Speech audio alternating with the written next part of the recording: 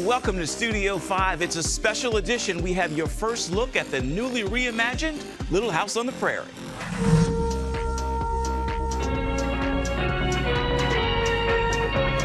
The life and adventures of the Ingalls family in Little House on the Prairie began for many in 1974. There's now a 2026 reimagination of the story. Tell me, Mr. Ingalls, what brought you to this land? We see the series through the eyes of the cast. I'm really humbled learning about these people, about their story. The Ingalls family were real-life pioneers who settled in the Midwest. Their lives are the inspiration for the best-selling books and hit television series, Little House on the Prairie. We begin our look at the newest series with the actors who are bringing the Ingalls family back to the screen for a new generation. Once upon a time, Ma and Pa and Mary and Laura left the big woods of Wisconsin and moved to the prairie, where a new life was waiting for them. For all of you, if you could, briefly introduce yourselves, tell me the role you're playing and what you like about your character. Hi, I'm Alice Halsey, and I'm playing Laura. One of my favorite things about Laura is that she never gives up. Hi, I'm Skywalker Hughes, and I play Mary. One of my favorite things about Mary is how much she cares about all the people around her. Hi, I'm Crosby Fitzgerald, and I play Caroline Ingalls. And my favorite part about Caroline is her ability to change her ways. My name's Luke Bracey. I play Charles Pa Ingalls. And my favorite thing about Charles is that he dreams, and he goes and tries to make those dreams come true. All right, so house goes here, garden here, stable there, and a swing. Luke, what was your first connection to Little House on the Prairie? I remember it as a kid growing up and watching it with family. What was your first connection to the story? My first connection to the story was an email I received at the beginning of 2025 asking me to do an audition for the role of Charles Ingalls in Little House on the Prairie. So, but since that moment, it's been a real pleasure and a real privilege, and I've been really humbled learning about these people, about their story, about how these people and this story is loved and cared for and cherished by so many people around the world. And the privilege of being able to bring that to life with the amazing, talented young women I have sitting next to me, and to be a part of that is a very humbling thing and something that I am thankful for every day. What if I was wrong?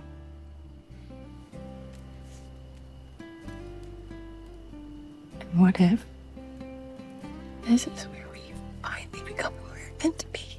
Crosby, what's your first connection to it? I grew up reading the books, and my mom is a huge fan of the books.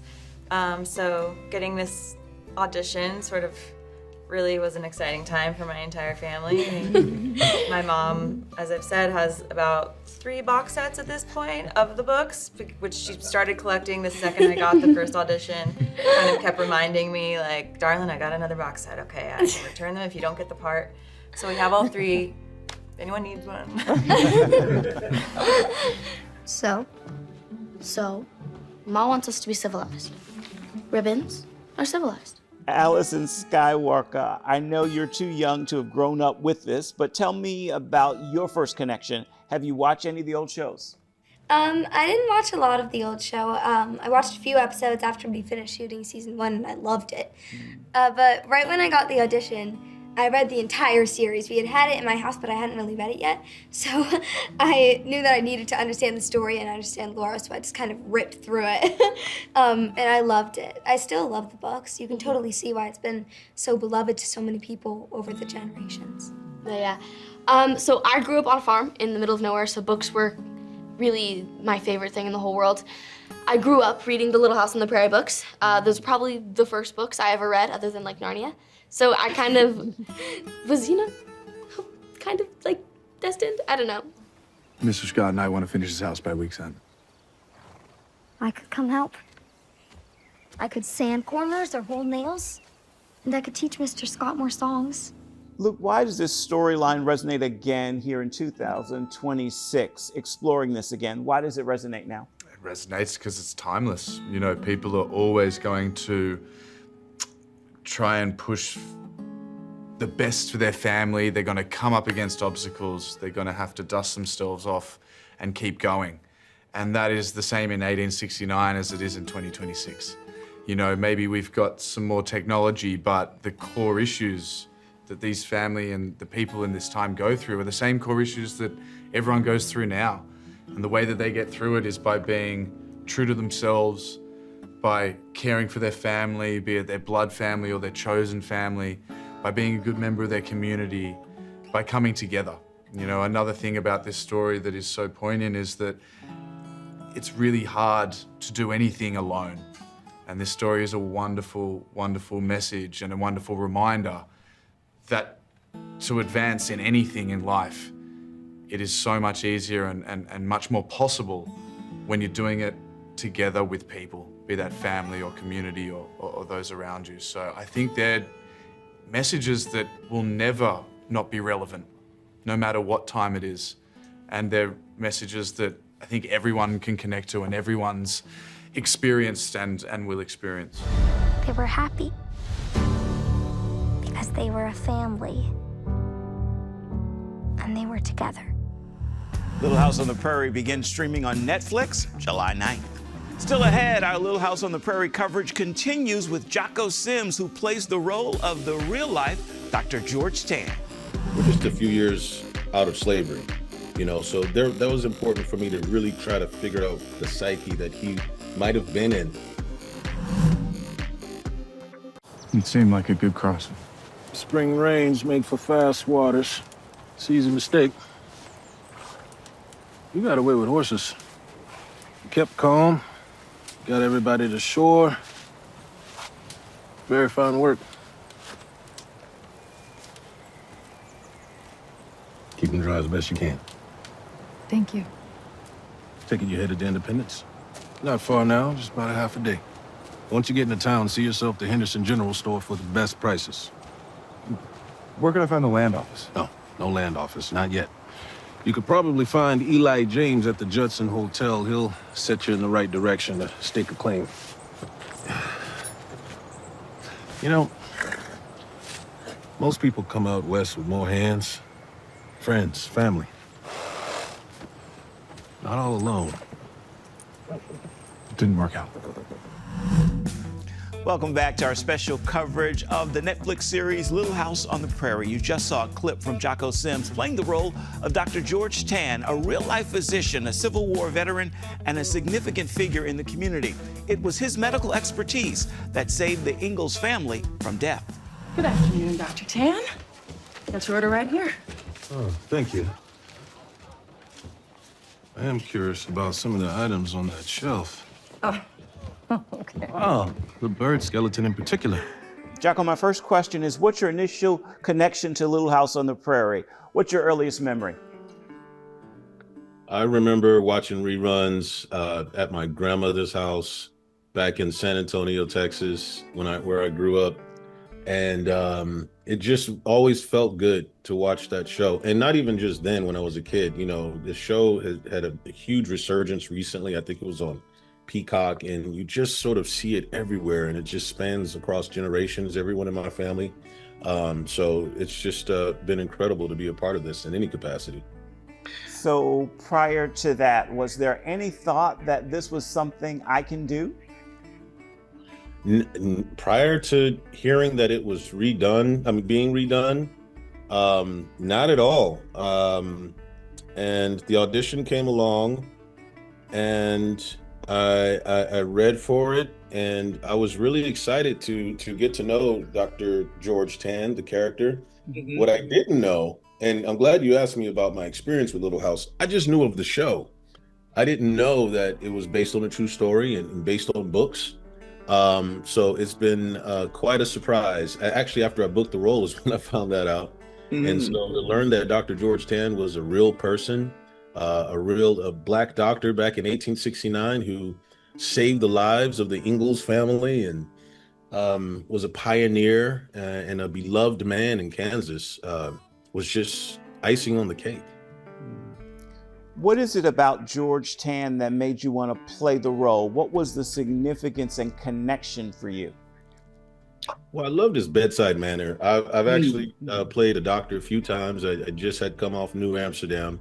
So I thought this might be interesting to play a doctor in a different century. And, you know, it just was excited at the opportunity. But I loved how kind he was. And they were adamant about that in the breakdown, the character breakdown, since it first came out. He was smiling a lot and a very personable, very happy. And he took care of indigenous people as well, and yeah, he's just a very, very great, prolific guy. So how do we prepare mentally, emotionally, physically? How do we get ready to do this role? Oh, for this role, so I knew that Dr. Tan had fought in the Civil War, and so despite the character breakdown that I was seeing about him being happy all the time, I'm like, we're just a few years out of slavery, you know? So that was important for me to really try to figure out the psyche that he might have been in during that time. And I tried to look at what books he might have read. I reread the Frederick Douglass autobiography because I imagined that he would have read that. It came out some years before that, just to sort of get me in that frame of mind and just to not forget what happened recently prior to that time period and who he is and where he came from. As you just mentioned, when we talk about this time period, most people would think of the role for a Black man in this period to be that of a slave and not a free man. Tell me, I guess, the dynamics of playing that role, knowing what people perceive and what they're expecting to see. Yeah, I expect the woke police to come out and say, wait a minute, there's a Black guy, he's a Black doctor, how are we supposed to believe this? But I encourage everybody to go read Little House on the Prairie, the first book. Dr. George Tan is in the books. Laura Ingalls talks about him. He delivered baby Caroline. And it's incredible. But it's just so exciting for me. I didn't know about this man. And it's been a journey learning about him. I've been learning more about him since being on the show, about his time in Oklahoma. And I think we should see more of his story continue beyond this series. This is where we finally become.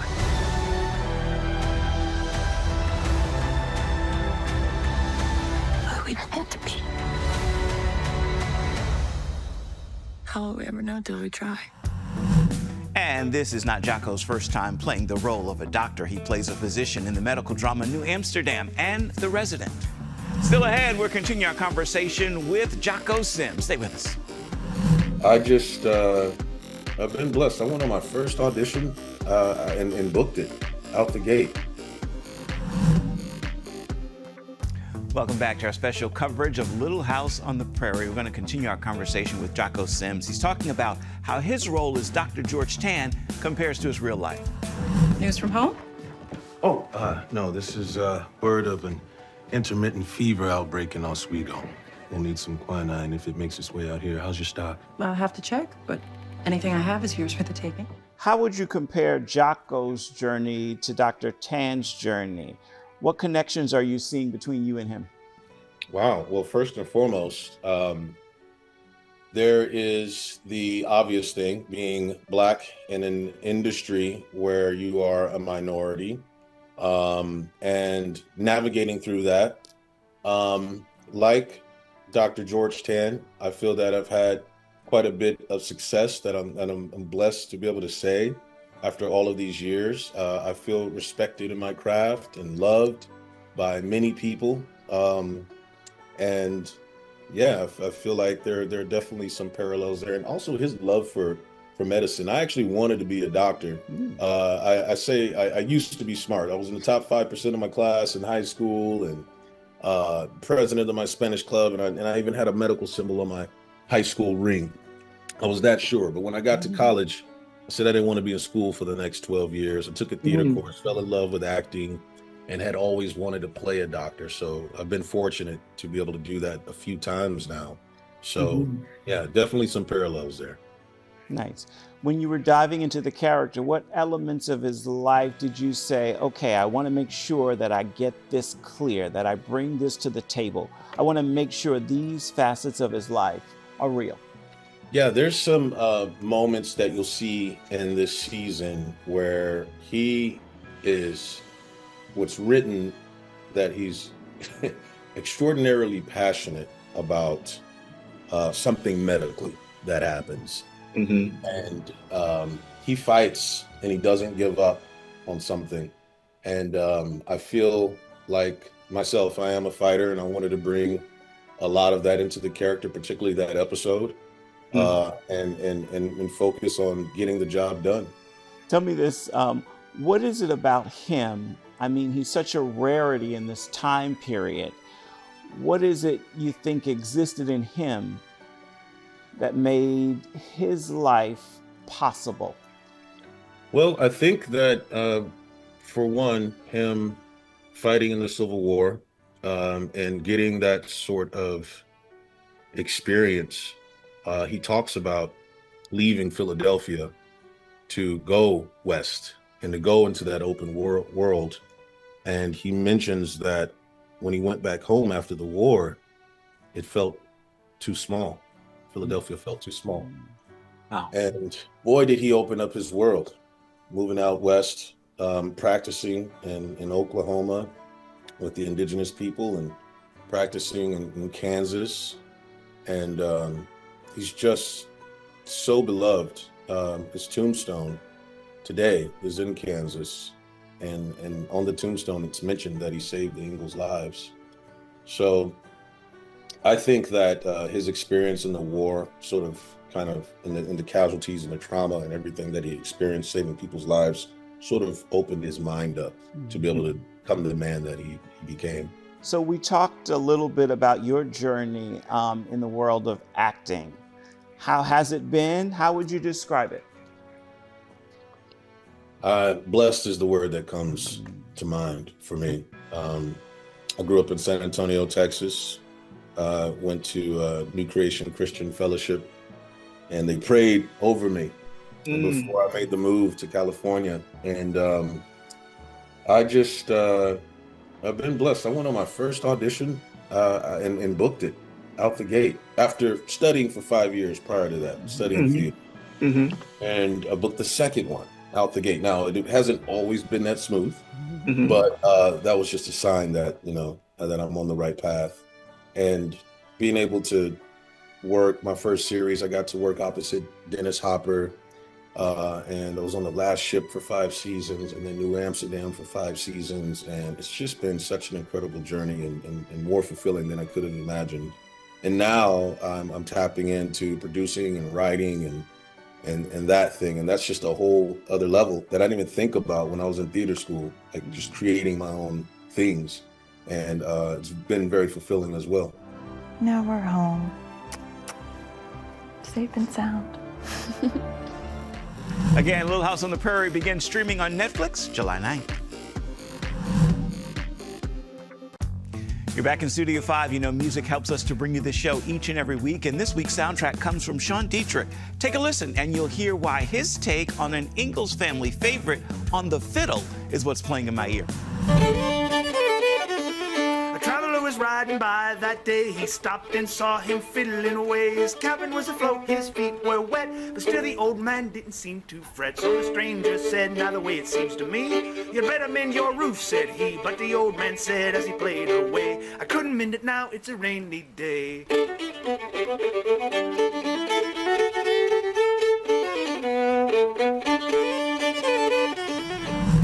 On that musical note, we are just about out of time for this week's edition of Studio 5, so let's take a quick look at next week's rundown.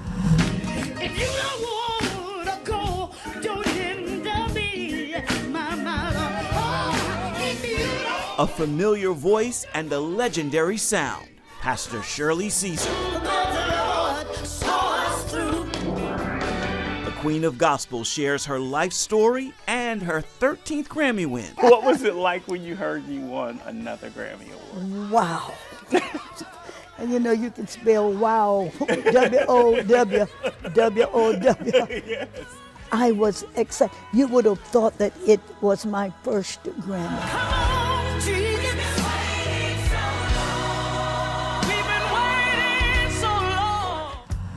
Please join us for that and more next week. As for this week, we've got time for just one more thing. We want to give the final word to Jocko Sims, who shares his prayer for this series. My prayer is that this show, more than many of late, will bring people together, bring families together to sit down in front of the television and binge and watch over and over again. I have to say that this cast is incredible, and I truly mean that. The writing has blown me away. This is not your mom and pop's Little House on the Prairie. This is something that is cinematically beautiful and stunning. And Alice Halsey, who plays Laura, and Sky Walker, who plays Mary, those two little girls, they lead the show and they take it to a level that I didn't expect. I mean, they're just so fantastic. So I pray that everybody comes together and it heals us.